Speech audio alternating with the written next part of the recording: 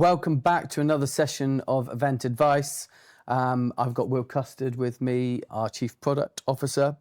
Now, we spent the last 2 years, very often coming back to AI. Yep. Just to look back through the videos, there was some skepticism, there was some anxiety, there's been excitement, there's been a range of emotions, but we've always said that we're using it, we want to understand it, it's going to be used across the team. But we've not been certain or had a great deal of confidence in exactly what it's going to do and how it's going to be leveraged across our organization. Now, 2 years later, we've been using it a lot more individually and collectively. Yep. I wanted to just reflect on it and just see where we are, see what, how we feel about it. So, if you can really succinctly, just how are you feeling about AI at the minute? Forget the detail, just where's your head at? I am, overall, I'd say I'm excited about everything that's going on. The pace of change is unbelievable. Mm-hmm. So I'd say within those 18 months or 2 years that it's kind of been kicking around properly. Obviously, it's been kicking around for years and years and years, but the last 9 of those months, I think maybe from about November last year, you could see it was really going to do what they hoped it would do. So there was always a bit of a question mark over could it keep improving? And I think they've proven that it's going to be what we all hoped it would be. Yeah. There is still a bit of a question mark over exactly whether it's going to be able to do absolutely everything, but certainly for the elements of what we do, it's proving to be a super useful tool. Now, with that, coming from 25 years in software development, as a product person, not as a developer. Not as an engineer, no. There are certainly, I'm with the developers in the camp of it is not a complete and utter silver bullet. Yeah. So I do not think it's going to replace everything we do. It's kind of moved where time is spent on a product later into the process. So I'm still finding that, sounds a bit arrogant, that I'm a better designer than what I can get out of it, but I'm slower. So the compromise of trying to teach it design systems, which it's very good at, trying to get it to create an idea that I would wholeheartedly agree with, is getting very close. But it's a lot quicker. And then passing that off to be built and to code it is obviously incredibly rapid. It's rapid. So let's just take it back a step. What do the engineers feel about it? How has this transformation in terms of their world firstly impacted them? I'd like you to consider the different roles within the organization and perhaps how that might affect different people. But also, we've got these juniors, seniors, leads, you've got people new to the industry. How are they sitting? So I think they're right to be the most, they're probably in the best position to really judge it. You think? They're also in the worst position to judge it. Yeah. Because it's, replacing what they love. And so they love writing code? Or do they love the output of what they do? Yeah, they love creating. I think they see the craft in bringing something to life. Yeah.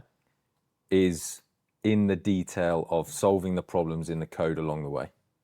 Yeah. So if we were, I don't think this is a particularly good analogy I'm about to embark upon, but I'll do it anyway. Table. If we were making a table, if we were a carpenter. I'd like to make a table. Yeah, exactly.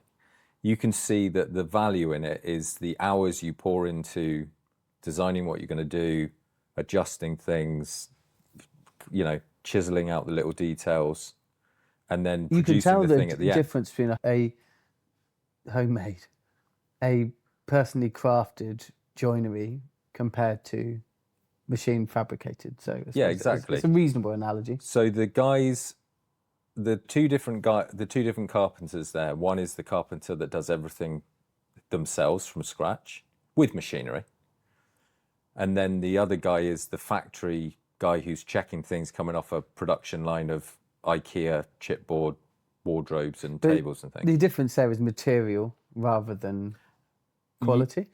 The material is the quality as opposed to the configuration. Yeah, no, some of the things that IKEA produce are quality. Yeah. Like they're the better quality. I mean, But they're it's not French oak. Exactly. Sometimes also with something like that, that human element is the imperfections, is the quality. So this is that's an interesting point. But we're getting design focused particularly here. art and design. Yeah. I think if you think of something like Quentin Blake, the Roald Dahl illustrator, Yeah. Brilliant. not a traditionally perfect illustrator, very stylistic, one of the most famous in the world. And Art is so subjective, though. art is subjective. But in terms of building a product, which we are not producing, Roald Dahl stories. We're building a technical event technology product. Yeah, absolutely. And it needs to be functional. It needs to do what it needs to do. So there is very much a production line to it of churning out work, getting it done as quickly as possible to a highest quality as possible. So prototyping, boom, easy. Give me this product. Here's my design guidelines. Here's the how we currently configure. Prototype me out something.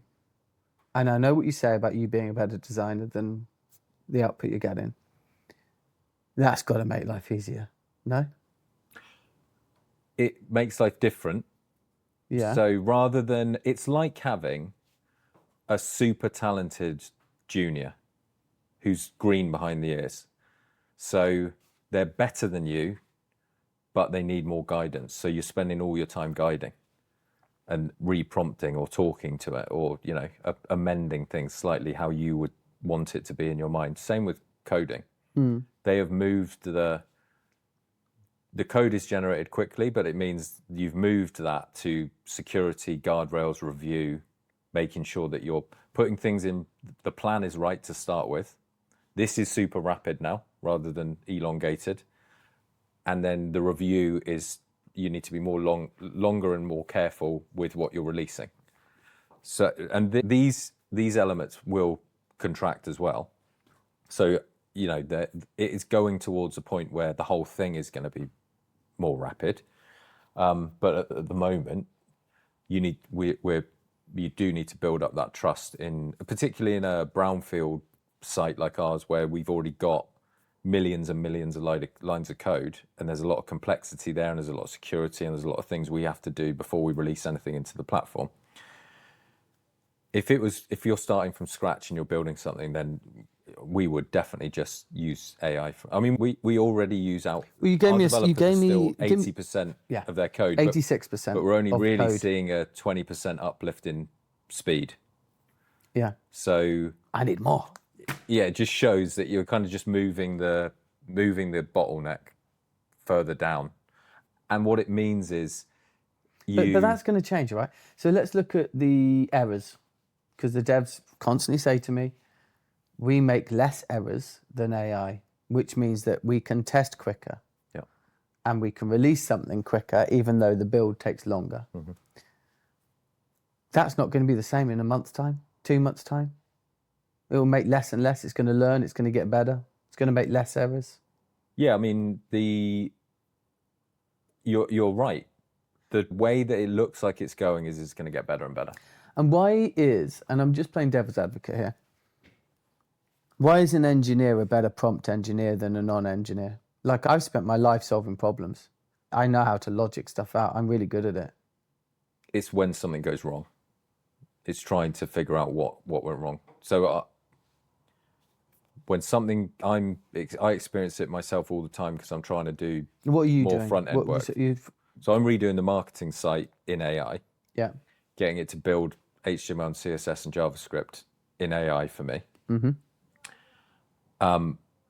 alongside a window where I'm completely prompting. I've taken designs with an MCP server within Figma, Yeah. connected it to Cursor, and I'm getting Cursor to build it out, but also help me with certain elements along Is the it way. learning a design pattern? Is it? It's fairly inconsistent with things like And Cursor's great. heading styles. At this, Cursor is leading the way. So isn't it? I've used Claude a lot as well, but I'm definitely Lovable. I've used Lovable a little bit, not a huge amount, but I'm definitely leaning towards Cursor at the moment. But the illusion is it can see, but it can't really see. So it's hard to get that into your mind that what you're telling it to do, you are assuming that it can see like a human. Yeah.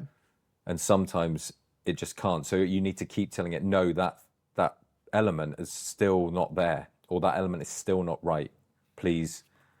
And I have to go into the folder that is created on my local machine and swap images around rather than uploading images into Cursor. So there's complexities. But it's going to get better. Yeah, I mean, let's assume it's going to get better. Look, 3 months ago. But it's also going to get more expensive. Yeah. So the cost, we're nearly there already. Uber, Visa, there are lots of companies that have already burnt through their token budgets in the first quarter for the year and are realizing that humans are cheaper than AI. Cheaper. Okay, so they're burning through their credits. What about their output? What about the acceleration in their product? They're not seeing it. They're not seeing it. Why Those is it? companies. I'm just talking about things I've heard. So I don't. So I've digged into our businesses, right? So there is no. The data shows businesses are losing engineers. Okay, if you go through organisations, you know, Oracle, HubSpot, eBay, Amazon. I don't know about eBay. Amazon definitely. I've heard in the news looking at losing engineers. So are they just taking that? Are they just using it as an excuse, an opportunity to streamline, or are they? Because the whole narrative, business narrative that you read in the media is moving to AI automation, AI prompt engineer, and they're releasing budget rather than stripping.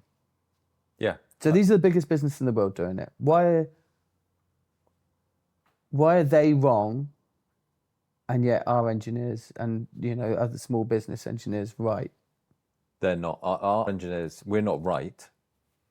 We are lean, so we struggle to take that gamble until we know. So those big organizations, I think both things are true at the same time. When Elon Musk took over X and got rid of 80% of the You see, developers, he's going to become the first trillionaire today. yeah, that was not necessarily because AI was going to completely take over. It was because that organization had become fat, too fat. Yeah. And could run much leaner with 20% of the best 20% of the people were probably doing most of the work anyway. I don't disagree with that, but that was 2 years ago. Yeah, so before the there is an element of one, we're happy with the risk. Let's take the risk that AI is going to do enough for us that we can cope with getting rid of a lot of some of our staff, but also probably it's a good opportunity. The board will always accept it because it's a strategy rather than just we just want to maximize or minimize our overheads by getting rid of a load of staff. You can, but it is very true that it's probably going to fill a lot of that gap. The business analysts, I'm not talking about business analysts who are shoving AI down our throats, okay? They are saying,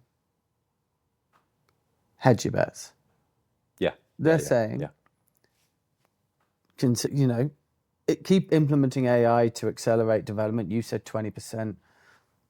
I'd like to see it a bit higher than that, if I'm being really honest. And I think we can push, and I think other organisations are seeing greater acceleration than that within existing tech stack. So we need to look at how we're doing that. Keep doing that. 85% of your dev resource focused on that, but take 15% and go gangbusters. and hedge your bets?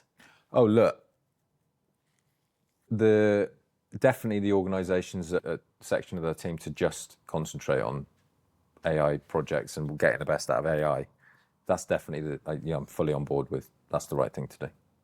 So, your advice, you lead a product. We're not a small business. We've got 5 million lines of code. We've got 600 global clients. So you're sitting there, quite a big responsibility. I know we're using it a lot. I know we're doing great things with it. I know there's still some hesitation from engineers. How are you guiding your team through this murky kind of period, and what would your advice be to other product leaders in terms of managing that kind of? So it's for me, it's a mixture of pushing, but respecting that their expertise as well. So continuing the push of this is not going to go away. We need to get ahead of it. Slightly negative language, isn't it? This isn't going to go away. I'm excited that it's not. How do we change that kind of narrative? I know you're saying it as we would say it casually, talking about it away from the team. But it does layer a narrative of, look, guys, this ain't going away. So we're going to have to we've got to bloody do it. Well, I think probably the development world is potentially, there is a definite split. I know, you can see in the forums, massive split. Yeah. And all the reports that come out by Coder Rabbit or GitHub, or there are hundreds of reports coming out about the quality, the productivity, all of it. You've got to remember that AI has been trained on the code that exists in the world already.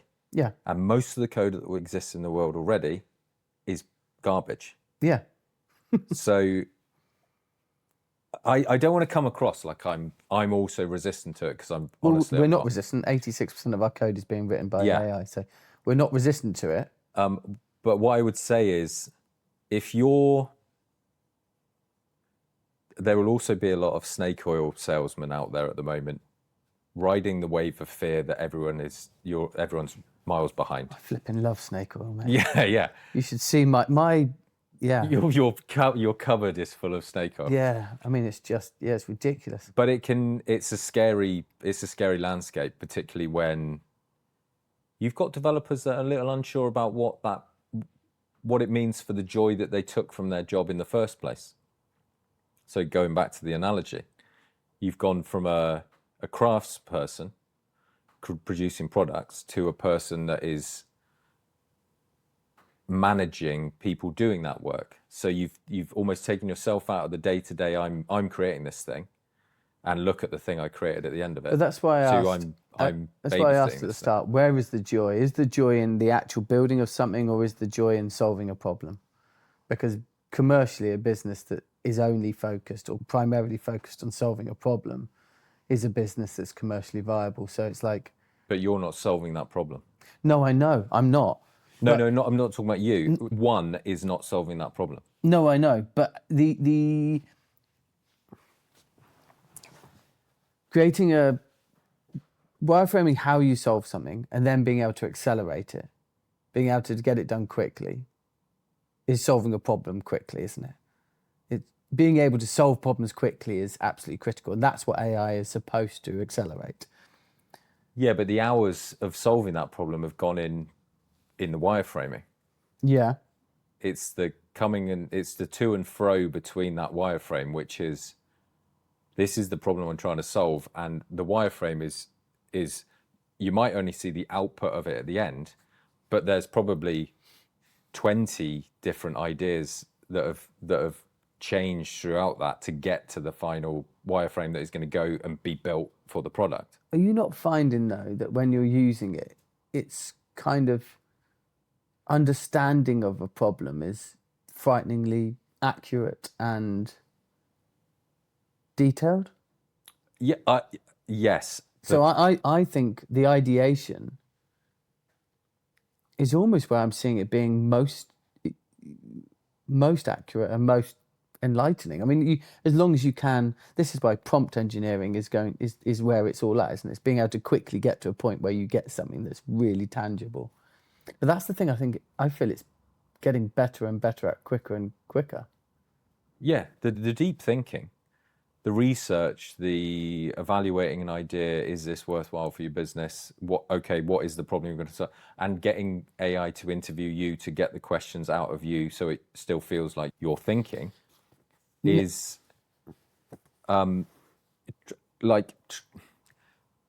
traditionally, going back to what I said in another video, that life is a series of solving problems, whether you're rich or poor, life is a series of problems, and joy comes from solving problems. I don't think it feels like you're solving the problem yourself. Yes. But I can't worry from a business perspective of whether that process makes someone feel good. That's up to them, isn't it? It's like, can they get... I know we've got this with engineers, like, this isn't what I signed up to. This isn't what makes me passionate. I think rather than me asking you what other people feel, what we need to do is bring on a couple of the engineers next time round and ask them what they feel. Yeah, because we're talking on their behalf almost at the minute. And I know you spend so much time with them that you've got a good perspective of that. But it'd be really useful to hear it from their perspective. Look, I think we're all agreed. A, we're using it loads. B, we're constantly looking at how we can use it in a different way, not just on product, but across the whole business. It's exciting. I'm more excited now than I was at any point about it. It's still there's still an element, from my perspective, of anxiety. As a business leader making commercial strategy decisions, balancing that kind of hedging your bets feels safe in terms of you hedging your bets. Oh, yeah. It suggests safety, but it's like constantly having to evaluate where you invest your development resource and your time and your energy is something that we've not really had to consider before in the same way. We've always had to look at different technologies, but this is more divided than any point. I've never seen... There's never been anything like this. No. Apart from, I started as a physical designer, designing magazines. Yeah. Which would go off to the printer. Yes, you would. Yes, I've always designed on a computer, but obviously, literally the computer was probably the last time that it completely changed an industry like this, because we were discussing the other day about we've had VR and AR, and we've had technological advancements along the way that have been, this is the brand new thing, everyone's going to go down this route. There's always been much more certainty in the fact that this is it. The chance of it actually taking hold is much, much less. Yeah, I know that. There's a bit of a... We'll wrap this up because we've been doing it a long time. I was chatting to two guys that I know who are both retired engineers, both worked in like manufacturing and mechanical engineering, actually, implants. And he said, let me just tell you this, the era that we grew up in, right? My job was to do that job. Now, if I tried doing that job over there, I was told to get back in my lane and do that job. So you literally had a role, you did your role. If it was done, it was done. Yep. At the end, this is what you've got to get through today. It's done. All right, well, what am I going to do? Can I help there? No, you can't do that. That's your job.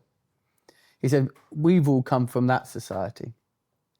He said, changing our mindset based on efficiency is going to be impossible for our generation. We're not interested in it.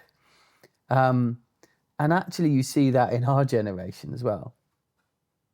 You talk about that joy of solving a problem in a certain way.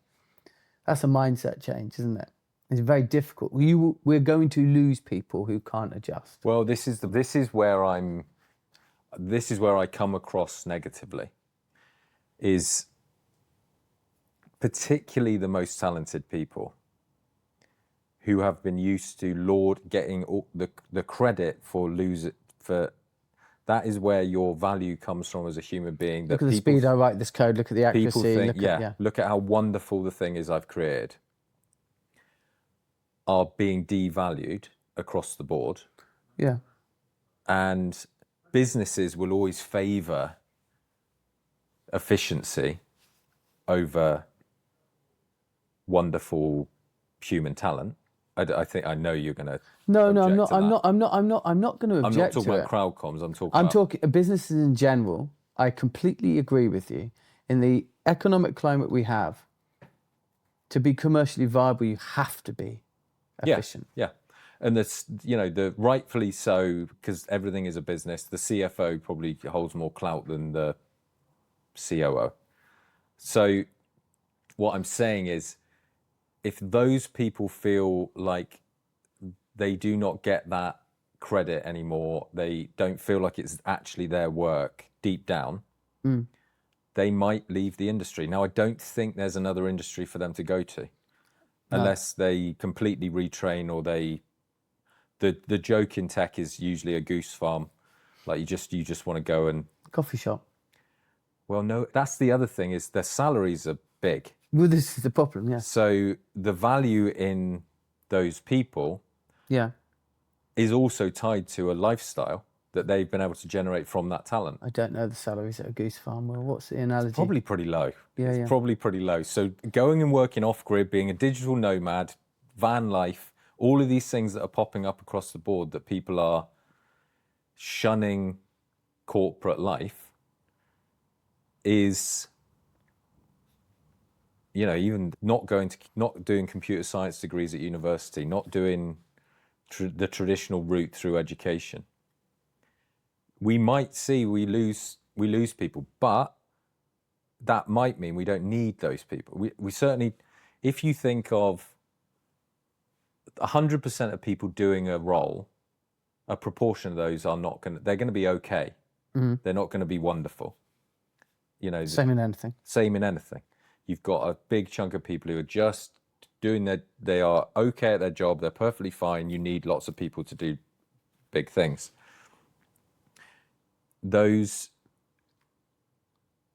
might just fall away. Well, the thing is with the specialists, the sessions I'm going to, like I'm obviously investing lots of time listening to lots of different views and opinions on it, as we all are. It used to be the 20% did 80%. Yeah. They say that's going to change to the 2% do 80%. Yeah. I think I subscribe to that opinion. Yeah. Do you know what? As usual, it's keeping that 2%, making sure the best people to be that 2% are the best people, and we don't lose. There is still a scenario, and there are lots of governments talking about intervening. AI, all the AI CEOs themselves recently came out and said they think perhaps we should have a pause on the advancement of it. I saw that. To let humans catch up a bit and adjust to where it is. Yeah. As usual, with talking about AI, I go from being energized and excited to needing a lie down. Yeah, it's exhausting, isn't it? On this occasion, Will, I'm going to go and have a lie down.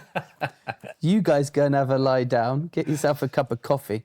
Can I say one more thing? I don't know how controversial it is, and I know we've gone over. We're 20 minutes over at this point. Go on. There is potentially a chance of, there's always been a scenario where businesses flip-flop between doing things in-house and contracting in services. Mm. And I'm including buying in software in that, in buying in things. What we see as a platform who provide technology to do a certain job in events, and what I've always seen in my career in agency land where they try and build something in-house, is quite often, and it might be different this time, quite often they will try and do that thing, realize how expensive and difficult it is, and then come back to a platform. Yeah. Who have got engineers and who've done it, and they specialize in that thing. We're seeing that happen all the time at the minute. Yeah, I get that. Now, I think there is a scenario where the same is true with trying to build technology in AI. That you think it's going to be able to do the whole job for you perfectly. You try it, it's not quite as perfect as you think. You don't necessarily have the resource in-house to mold it in the right way and give it the right guardrails to create the thing that you wanted it to create. And then you potentially shift back. So there might be a period of time in our industry where we see a lot of people trying to do stuff on their own and then come back to platforms who have then advanced. I understand that in the short term. I don't see it in the long term. I think it's going to move and evolve and improve and be able to do the But things. you still need to maintain it. Anything you've built in-house, you do have to maintain. Yeah, but this is with less people. For me, but we can do all of these things quicker and more efficiently. That's, I genuinely believe. To a point. At the moment, to a point, longer term, exponentially. Yeah, this is probably where I'm maybe a bit more skeptical than you. Yeah, but that's okay. Yeah. We can have different opinions. Yeah, absolutely. Politically, football teams, work occasionally. That's allowed. Yeah, absolutely. Healthy debate. Good. Thank you for bearing with us if you managed to. And subscribe. Let us know your thoughts in the chat, in the comments below. And we will look forward to seeing you once again on Event Advice.